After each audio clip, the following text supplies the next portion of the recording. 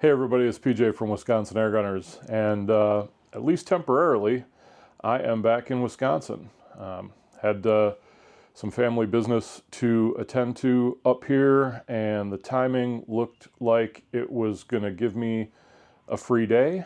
So I got a hold of my buddy Matt from Behind the Curve Outdoors and said, hey man, can you get us out onto any of my old permissions?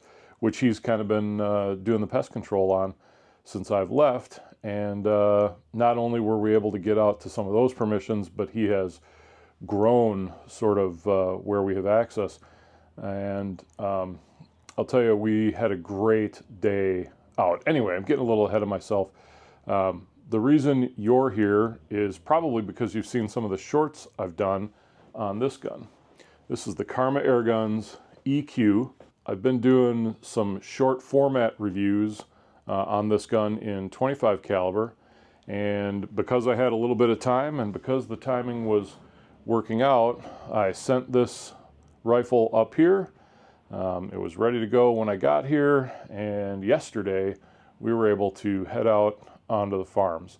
Now, rather than doing a traditional bench accuracy video, which I may yet do at some point, but this really, in my mind, fills the niche of a field gun.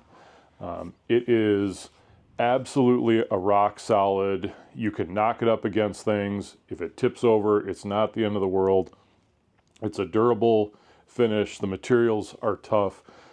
You may notice I've had a little bit of custom Cerakote work done on the barrel, kind of a Donnie FL camouflage. It's got some red on it. I've got it set up with the trusty Sumo, and handling the optics and video work is an Arken optics Zulus. I think what's happened with the Zulus is that Arken has shifted its company focus on the optics side of things, and DNT is now kind of doing all the electronically based scopes. And I say that because when I updated the firmware on this, the new splash screen says DNT optics. So I think if you have a question about, well, I see this and I see that, are they the same company? At least my belief is kind of yeah, but they're splitting duties into what they're doing. They may be two separate companies on paper, but I definitely think they're connected or related or whatever. Anyway, about the air gun. My real belief is this is a field gun. You certainly can shoot it off the bench. If I was dialing it in, if I was tuning for pellets, if I was testing accuracy, yeah, that's probably where I would go. But this gun just screams, take me out into the field. It is a very easy to shoulder bullpup. I find the length of pull with this, zero recoil style of optic, just perfect for, out in the truck shooting, out in the woods shooting, any place where you'd be concerned about muzzle length. And although I have, the Sumo, which adds about 6 1/4 inches, this is a full length 600 millimeter barrel, but in a really fairly compact, small footprint kind of air gun. Very, very at home yesterday. We were on private property on big dairy farms, and so a lot of our movement around was in the truck, so we were in and out of windows and in and out of the truck, and passing the gun around inside so that each of us could take some shots. Very maneuverable that way, and let me tell you, accurate. And that's what I intend to show you in this video. We took all kinds of shots at distances. Probably the closest was, I don't know, maybe 10 yards. And I know we had shots out in the 70 to 80 yard range. But basically what I want to do is just play through, I think there were over 30 shots that we got on film that were, reflective. Well, the lighting condition was good. It lets you see something about the accuracy that this particular air rifle has. And then when that's all over and done with, we'll come back and kind of wrap the whole thing up.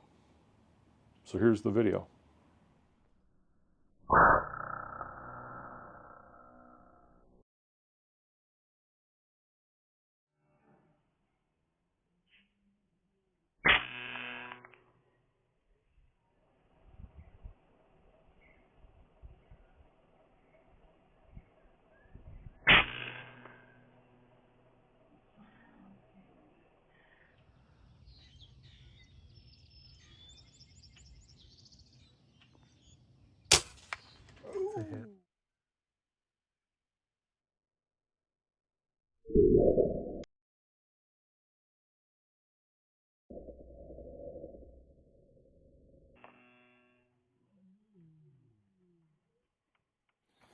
So we're out this morning with the Karma Airguns EQ in 25 cal and walking over to recover a pigeon.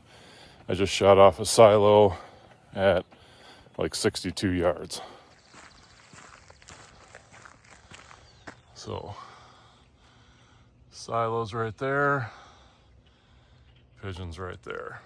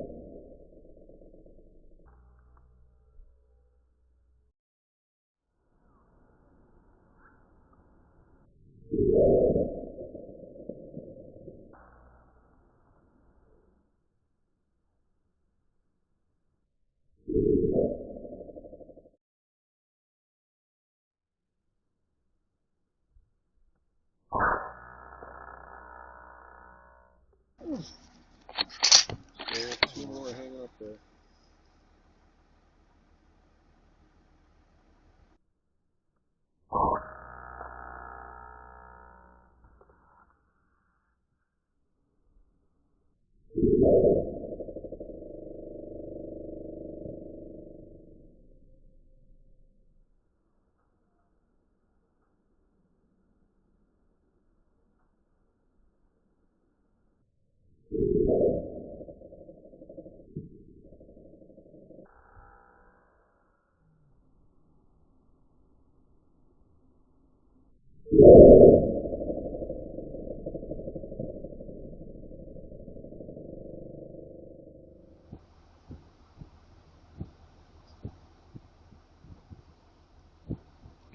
not gonna take the shot.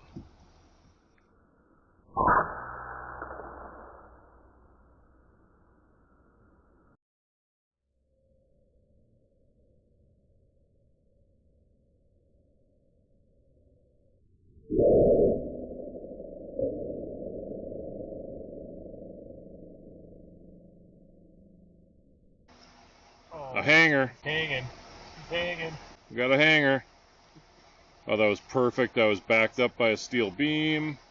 And there he goes.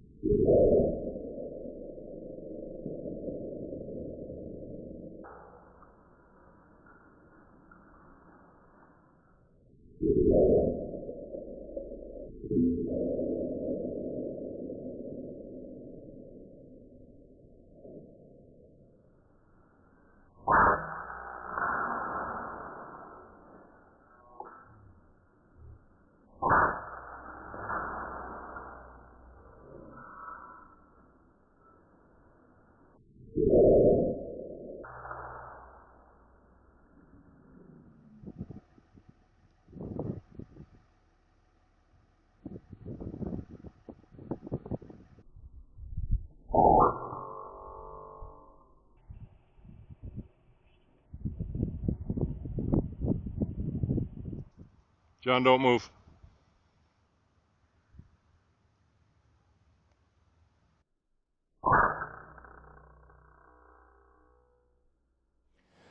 Well, that was a fun day, and I'll tell you what, if no one watches this video, at least I've got it to remember an absolute blast of a day out with friends on some farms I haven't seen in almost 2 years now. So it was really great to be out, and the EQ did not let me down at all. So what can I say in terms of like what I think are the main things? I'm just going to mention it.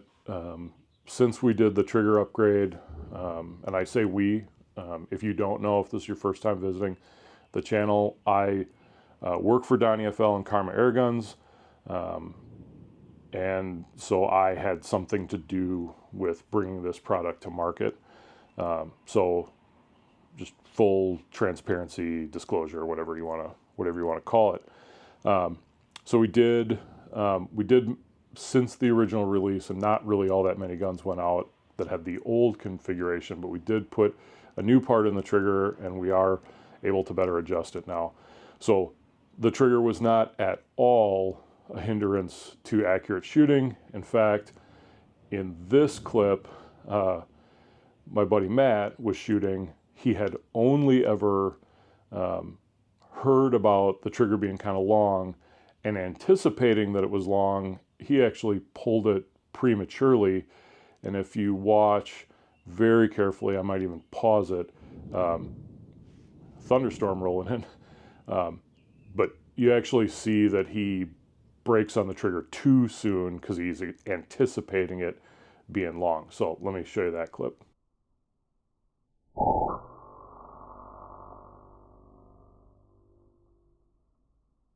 So number one thing I'll say is the trigger is significantly improved. And if you've seen anything negative about it, I would encourage you to actually give it a try for yourself, because it's breaking at about 1.5 pounds-ish. Anyway, I've got other videos on the trigger. There was plenty of power for pest control, plenty of power. And this shoots the 33 grain pellets, and I just grabbed one out of the pile and put the base tune on it. It's shooting at about 900 feet per second. I was using the AEA 33 grain pellets. The gun definitely likes those, and you've seen the results in terms of power, performance, and accuracy. We started the day with very little wind, and by the end of the day, there were probably gusts up to 15-20 miles an hour, and it was definitely more wind, you know, kind of up where a lot of the birds were perching. And in some of those videos, you may be able to hear the breeze, although I tried to edit a lot of that out.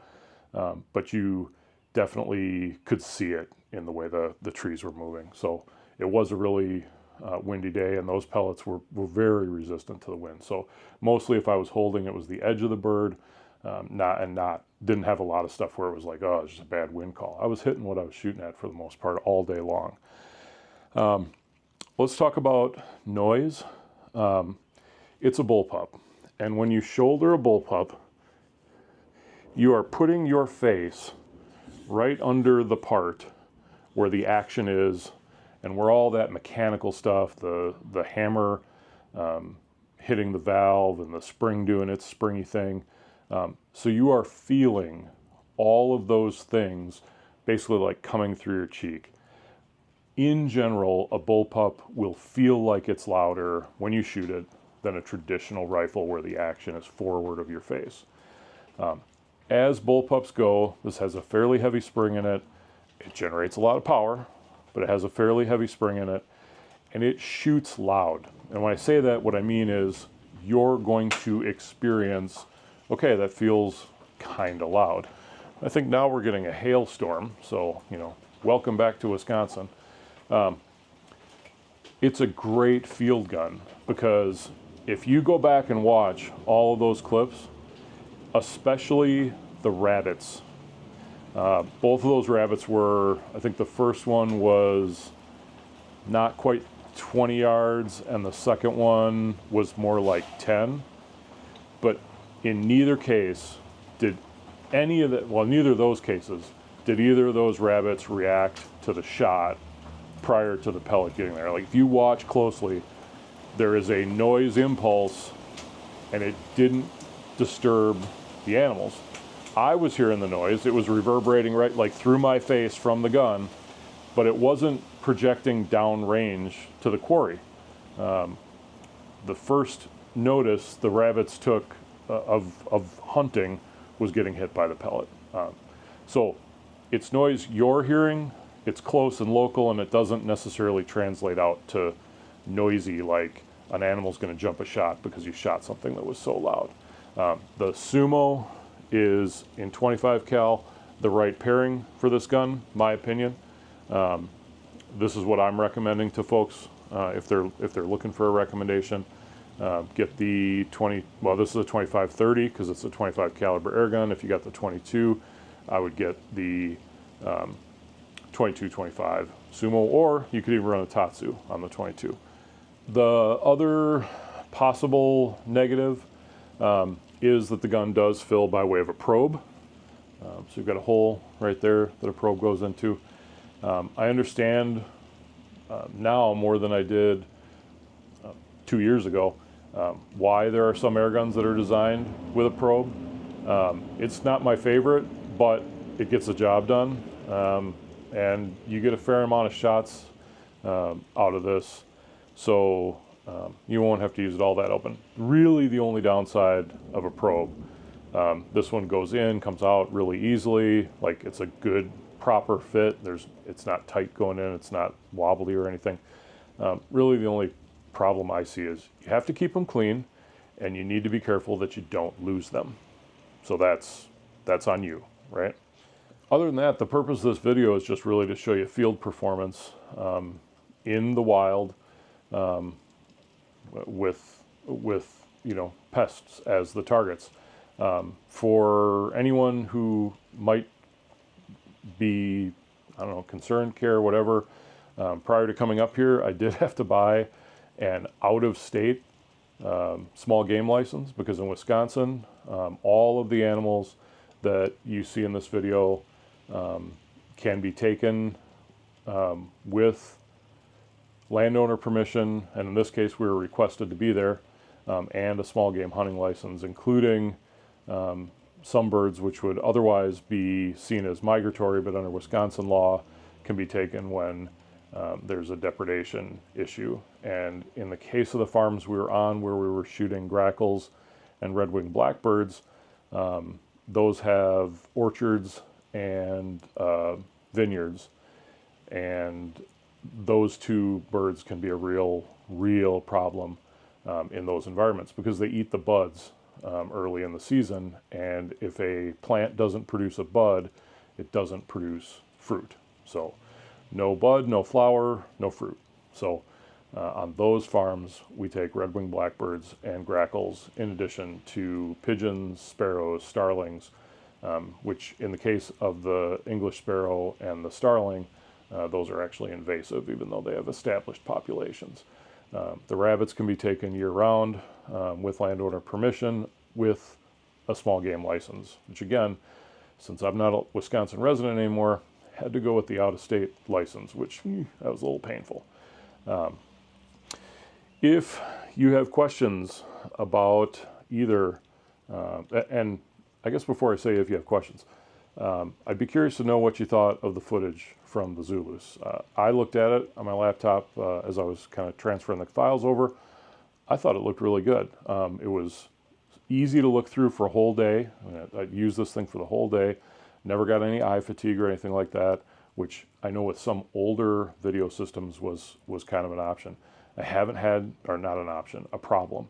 I haven't had an opportunity to get out and use this after hours yet, but I anticipate being able to do so in the future. So I was really liking the footage out of this and its functionality. Pretty nice scope and a great pairing for this rifle.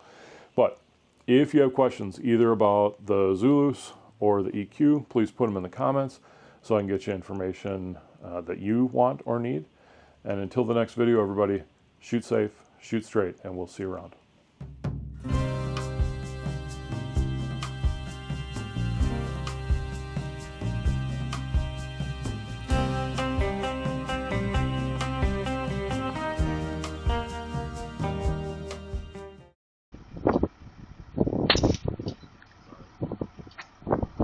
It's alright, I got video of you missing.